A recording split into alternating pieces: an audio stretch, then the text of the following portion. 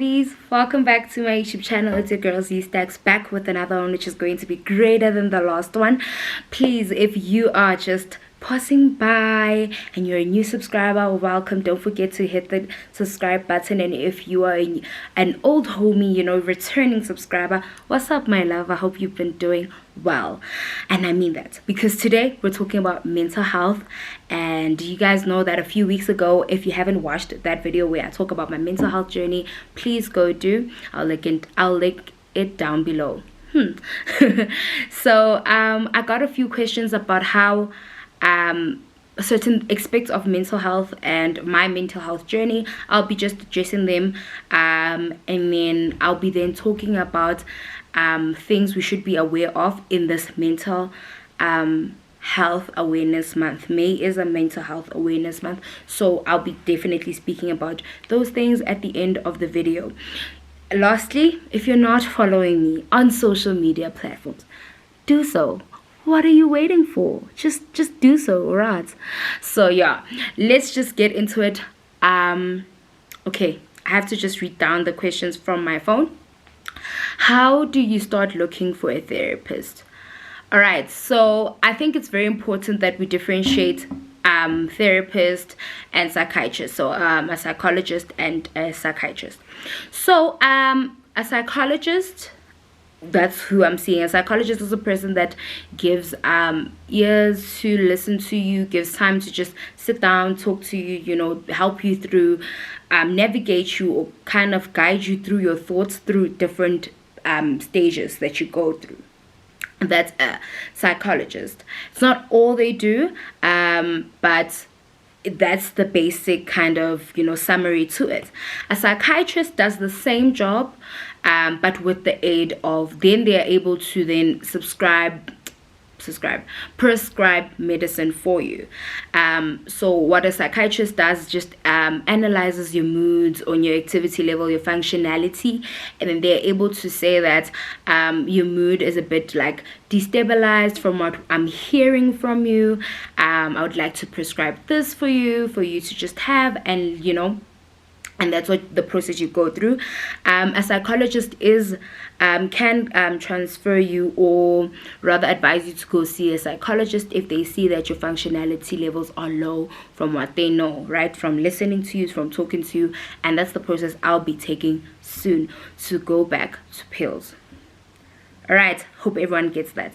So my first stop, I'm going to speak about my journey and how I found my therapist, and I think I will try to advise on how you can find my therapist. First things first, I am lucky enough and privileged enough to have a medical aid, so that gave me a lot of options on how I get to choose or pick my psychologist. So the first thing I did was go to school. Great help. I school at UJ, and UJ has PsychEd. So PsychEd is a psychology department, or a channel in which students can go visit if they are having mental challenges within themselves, and then you go to PsychEd for that help. They even help with academics and so on and so on and so on. So I went to PsychEd and I got a psychologist aided, like given to me, allocated to me, but I couldn't even attend the session because corona started, and then with the way they handled after corona was just a backlog. You know, there were so many students needing help. I couldn't get like enough time with my psychologist. I hope that makes sense. So then my second stop was then understanding that I tried to get help and I didn't get help. I was like, so I'm just going to call when I need help. Like, I'm just going to talk when I need help, not constantly, right? Which is a lie, because most of the times, as a person who suffers from mental illnesses, your mental illnesses are very consistent in a way. So you do need like consistent help or consistent aiding through most of the time, right? So I then used the helpline, SADAG, which helped. It did help. But I think to a certain point, after a certain point, you do need more than that. You do need to like meet with someone, or I think for me, especially for me, I needed to talk to someone physically and see them and whatnot. But that took me a long time till I actually decided to see my psychologist. So then after a while, I then decided, you know what, because I have experience of finding or having a therapist, it was easy for me, like quite easy for me to just navigate on who to get it, where must I look, and all of that stuff. So I got a psychologist through Netcare. Netcare has a Kiso here in Joburg and many other branches, I think. So then I got a psychologist through that, called Netcare Hospital, and then Netcare then helped me with transferring me to a psychologist, set an appointment, and saw my therapist. If I wasn't happy with her, I wasn't going to stay with her, but because I am happy with her, I am with her till now. So if you do not have medical aid, or you cannot afford medical services, it does not mean that you cannot see a therapist. I just want to get that out of the way. It doesn't mean that you cannot see a therapist or you cannot be helped through your traumas and your pain. There are facilities in hospitals and clinics that can help you, even in school, that can help you with helping with mental healthness. What am I saying? Sorry, mental illnesses.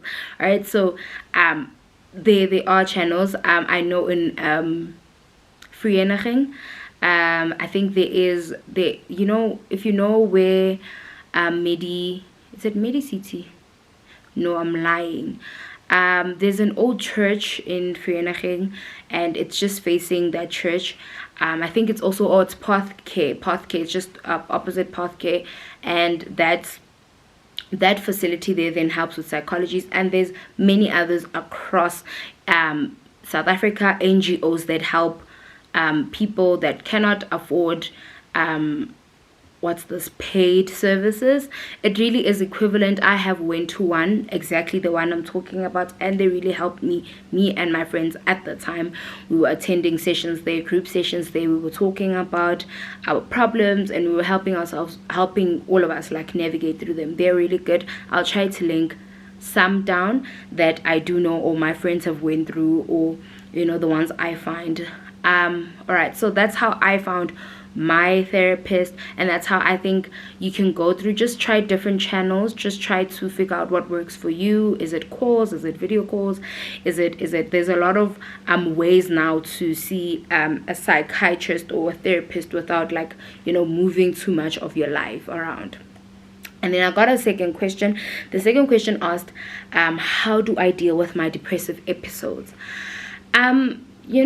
I think for me, it's not good, but what's nice is that I am able to push myself. So if I am going through a depressive episode, I am able to really push myself to get things done, because I am a final year student and I need to get things done. I need to get this degree. I need to get things done. I can't just be sad, and that's what kind of gets me through it. But in all honesty, if it's holidays and I'm not doing anything and there's nothing to motivate me to do some things, I think touch the grass, go outside, breathe the air, feel the sun, do what you need to experience an outer body, to experience what is not inside. Do you understand?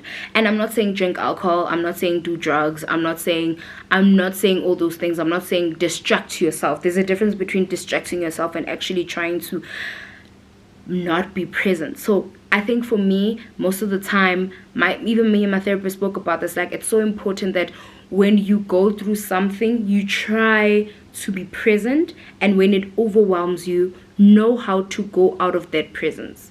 Know how to switch off from that presence and say, it's going to be okay. Because honestly, it truly will be okay. But with a matter of time and amount of work, it will be okay. And that's what helps me navigate through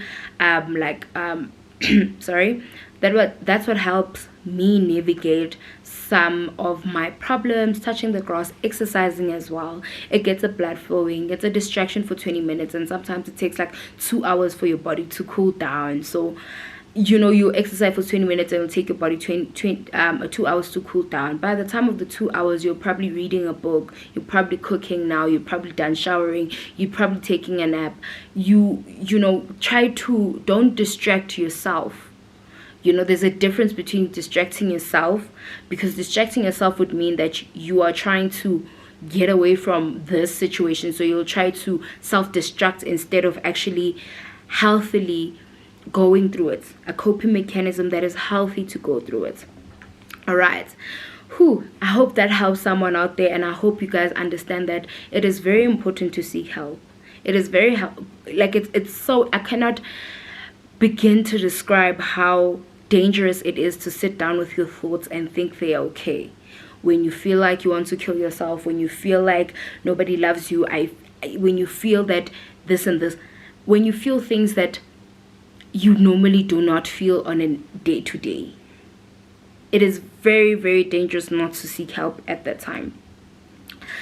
All right, so these are things. This is for Mental Health Awareness Month, May. So I just want to read a couple of things that you guys should not say to people who struggle with mental health illness. Don't do it, don't do it, don't do it. Right, cool. So when they are venting, please do not say it's not that deep, because it is. Because I am going through it, because Zanele is going through it, it is deep for me. So don't, when I'm venting out to you, you say, I bet you me, like, is it really that deep? Like, it's surely not that deep. It is for me currently. What I'm feeling, it is deep, and I don't want you to convince me that it's not. The second thing you should not say, are you sure you're not too emotional about this? Ziafana, you see, it's not that deep and emotional. I think the best thing to do when a person who suffers with mental illness vents to you, the most safest thing to do is reassure, stabilize them, ground them. Do not ask them questions that are silly, questions that you personally would not like to be asked. Do not ask someone if they're too emotional, if you think they're not too emotional, if it's not that deep, or if surely it would have been worse. It can't be worse. I am in the worst right now. So I think the one thing is ground them, support them, do not make them feel like they're insane. Be there for them as much. Be present in that moment. Be present when someone is telling you that they're going through something or venting about a situation. Number 3, when you do see self-harm scars, please do not ask what happened. I do not have self-harm scars, but I know there's friends or people I've come across that do. Do not ask. Do not ask. You guys know what self-harm scars are. Do not ask, because it just triggers them, and just do not ask. Okay, the first thing not to say, can't you get over this? Hi guys, no, I can't see that. No, I can't. Like, if I'm being honest, I can't get over it. I'm so sorry. Number 6, it's all in your head. How is it all in my head? Exactly. Like, these are things that you shouldn't say. Just try to stabilize. Do not say that is weird. Do not. And I've met people that genuinely do say these things, and I sit there and just like, why would you say that? Like, you could have just said anything else. You could have just said like nothing, but you chose to say that. All right, the last one. Sometimes we all become moody or sad. Listen, the thing with having depression or anxiety or whatever, or guys, it's not a sad thing. It's not a moody thing. It's something you experience as an episode, that you'll be fine throughout, and then you'll be genuinely just sad. And you're not sad because of a particular thing like normal human beings. You're sad because of past traumas, in which in that moment you should be happy because you got a new phone, you got this, you got that, you got this, but genuinely you're just not okay. You're not okay. So yeah, I just want to end off the video here. Be aware of what you say to people when they vent to you. Be aware of what topics you want to speak about. Be aware of the things you say. I can't emphasize how much it's so important for you to be aware of the things you say, because I too I do experience, as much as I'm so, I'm up and there about mental health, there's still people that are quite insensitive or desensitized towards certain topics. And I think for me, just be aware of the things you want to talk about. Do not just talk about depression if you don't experience it.